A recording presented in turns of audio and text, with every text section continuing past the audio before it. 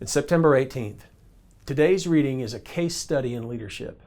Nehemiah's mission to rebuild the wall is met with fierce and cunning opposition. Israel's enemies try to discourage them.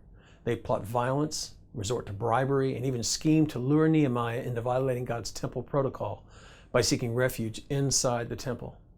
This would have thoroughly destroyed Nehemiah's credibility and severely impacted their prospects for success. Nehemiah's opposition was intense.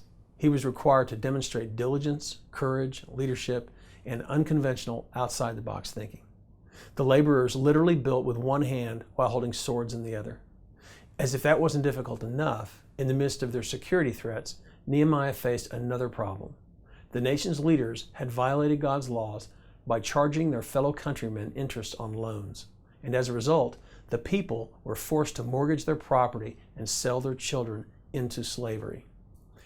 Nehemiah rightfully confronts these leaders on their selfish and wicked behavior. Many lesser men would have been intimidated from challenging these leaders and cowed to public opinion, but not Nehemiah. He stood up to the entire leadership of the nation, called them out, and demanded that they repent. And they did. Nehemiah was under intense pressure. What he did took great courage, skill, tenacity, and boldness. Nehemiah was a great leader. He recognized his opponent's strategies. He stuck to his convictions without compromising. He showed great discernment, and he knew the law and human nature well enough to know when he was being played. Under his leadership, the wall was rebuilt in 52 days. No one thought it could be done, and this feat struck awe and fear into the hearts of Israel's enemies. Serving God's purposes is seldom easy or convenient. We have a spiritual enemy that despises us, hates what we stand for, and actively works against us. It is not for the faint-hearted. It requires discernment, courage, and confidence in our calling.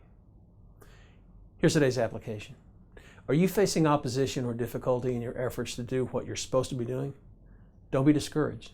If you're taking your calling seriously, your enemy will likely oppose you, and you'll see it in one form or another. But take confidence in the example left to us by Nehemiah. Now here's today's prayer.